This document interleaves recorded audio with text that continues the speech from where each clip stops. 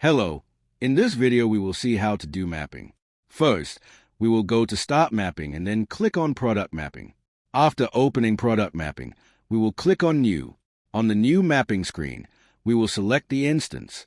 After selecting the instance, we will click on the Odoo field and choose the name of the product. Then we will click on the Shopify field and select Title. After selecting the title, we will click on Save.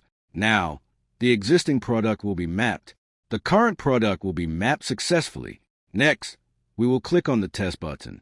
When we click on Test, it will show the payload. You can see that the product title is Shoes.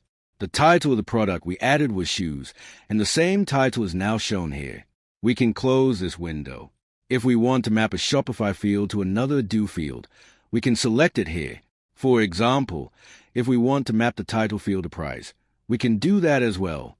Now, we will click on Save again. Next, we will select the sales price of the product.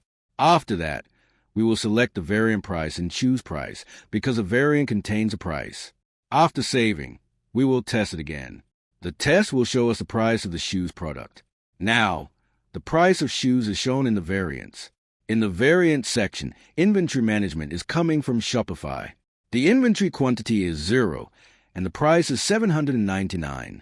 Now, we will verify this by going to Products. After opening Products, we will click on Shoes. You can see that the price is $799, which matches the map value. This confirms that the product mapping is completed successfully. Next, we will go to Reports. After opening Reports, we will check the mapping reports. Hey, we can see that the mapping is shown correctly. Thank you.